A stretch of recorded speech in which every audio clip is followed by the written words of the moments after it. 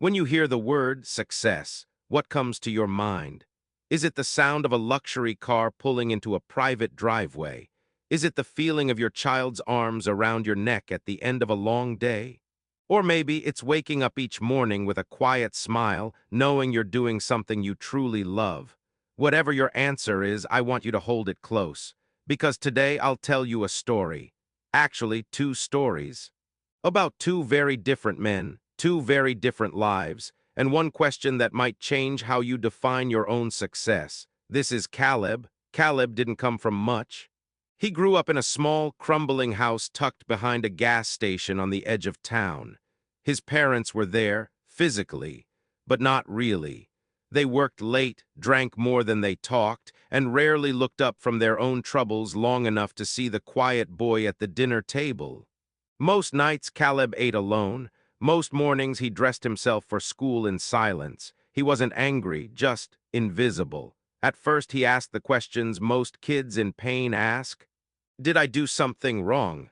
Why don't they want to spend time with me? Would they notice if I disappeared? The questions echoed, but no answers came. So instead of waiting, Caleb found something else. He found books.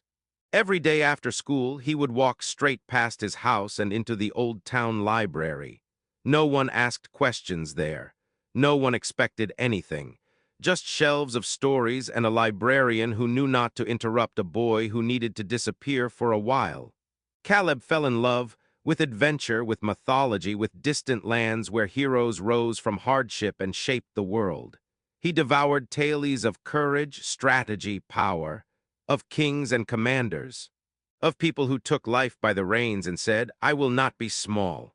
And somewhere between the pages of history, Caleb made a promise to himself. One day I'll be powerful too. I'll matter. By the time Caleb reached high school, the quiet boy had become fierce. He studied late into the night, worked part-time jobs, said no to parties, to sleepovers, to distractions. His dream, a full scholarship, a way out. And he made it.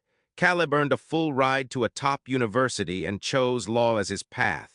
He told himself it was the modern battlefield, the arena where words were weapons and victories were earned in front of judges, not armies. He worked harder than anyone else. People admired him. Some feared him. He became the kind of lawyer who never missed a detail, never lost a case, and never, ever let his guard down. By his early 30s, Caleb was one of the most successful lawyers in the state. He drove a black sedan with leather seats, ate at the finest restaurants, lived in a sleek condo overlooking the skyline. But there was something missing. He didn't have time, no time for vacations, no time for real friendships, no time for the kind of love that requires more than weekend texts and rushed phone calls. He told himself it was worth it, that this was the price you paid to win. That comfort came second to conquest. But at night, when the city lights blinked like distant stars and the silence pressed too close, Caleb sometimes caught himself wondering, what do I actually enjoy? If I had nothing to prove, what would I do? The truth, he didn't know, because for so long his life had been about not being invisible that he'd forgotten to ask himself what it meant to feel alive. Now meet Daniel. Daniel grew up in a quiet, middle-class neighborhood. His parents weren't perfect, but they tried. They asked him how school was, came to his soccer games, reminded him often and gently, Daniel, whatever you do in life, make sure it makes you happy. And so he did. He played guitar in high school, hung out with friends, passed his classes, not with flying colors, but with enough to move forward. He didn't want to conquer the world. He just wanted to enjoy it.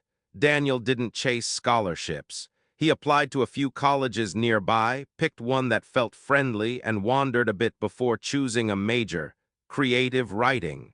Not because it paid well, but because he liked it. After college, Daniel started a blog. He interviewed local musicians, small-town voices, rising talents, people with stories to tell but no one to tell them to. He wrote about their dreams, their struggles, their passions, and people read it, not millions, but enough. He wasn't rich. He shared a tiny apartment with creaky floors and mismatched plates. He took the bus, cooked his own meals. Had to think twice before buying concert tickets. But Daniel had something Caleb didn't. He had time.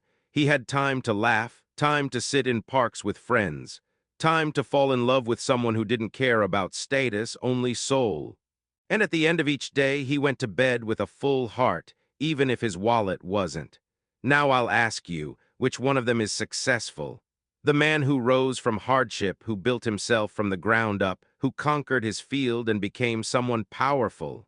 Or the man who lived simply, who followed joy, who never needed to be seen by millions to feel whole?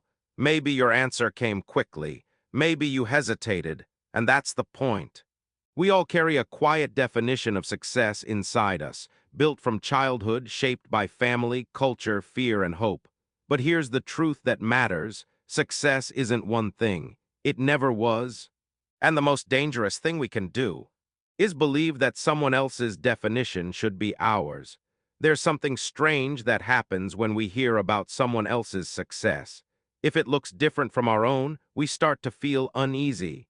Defensive even, we puff up our choices, we highlight the wins, we downplay the quiet moments of doubt that follow us like shadows. Maybe you've felt it too, that subtle urge to prove your life is right. That quiet panic when someone your age seems to be doing better. The truth is, we've all been told a version of success from someone. Maybe your parents believed in stability. So now, even when your heart aches to take a risk, your feet stay planted. Or maybe they chased freedom. And now, the idea of structure feels like a trap you never agreed to. But here's what no one tells you. Every version of success comes with its own price. Caleb had money, yes. He had power, yes. But he also had a deep loneliness, one he'd never speak of out loud. He had the admiration of strangers, but not the warmth of a dinner with someone who truly knew him. He had victories, but not rest. And Daniel? He had laughter, he had love, but sometimes he lay awake wondering if he should have tried harder, reached higher. He had peace, but not always certainty. Neither of them had it all, because no one does. We're taught to believe there's one mountain to climb, one finish line, one way to be enough. But that's not how life works. Success isn't a mountaintop, it's a mirror. And the question isn't, how far have you gone? The question is, does this feel like home? For Caleb, the mirror showed a man who had won the game, but lost the joy. For Daniel, the mirror showed a man who had joy, but feared he hadn't played the game at all. But both of them were brave in their own way. Caleb fought to be seen. Daniel dared to be soft in a world that worships achievement. And maybe, just maybe, the real success lies in the courage to ask yourself, what do I actually want? Not what your parents wanted, not what your friends admire, not what society shouts from billboards and screens, but you. What makes your chest rise in quiet contentment? What would you still do if no one clapped? What fills your time and your heart? We don't need fewer definitions of success. We need more. We need to make space for the teacher who finds purpose in a classroom of 6-year-olds, for the mechanic who sings while fixing engines and goes home proud every night, for the artist who sells just enough to pay rent but never stops creating. And yes, for the lawyer who thrives in the courtroom, not for the status, but because justice lights him up inside. Success is not one story. It's the way your story makes you feel when you tell it to yourself in the dark with no audience. It's peace, it's alignment, it's integrity with your own truth. So now I return to you. What does your success look like? Is it a quiet morning with a cup of tea and someone who listens? Is it the courage to start something new even if no one understands? Is it slowing down when the world tells you to go faster? Only you can answer that. And maybe you won't know right away. Maybe you'll try a little of both like Caleb and Daniel. Maybe you'll chase, then pause, then shift. Maybe your definition will change over time. That's okay. The only thing that matters is that you ask the question honestly, because a life built on someone else's dream will never fit you fully. But a life shaped by your own heart, that's where freedom lives. Some people will look at Caleb and say, he made it. Others will look at Daniel and say, he figured it out. But the only opinions that matter are theirs and yours, because no one else wakes up inside your life. No one else feels your hunger, your joy, your silence at night. So give yourself permission to succeed differently, To measure life not just by what you've done, but by how you felt doing it. To choose presence over pressure. Peace over performance. Success isn't a trophy, it's a rhythm, and when you find yours, you'll know, maybe not all at once, but slowly, gently. Like the quiet sunrise after a long, restless night.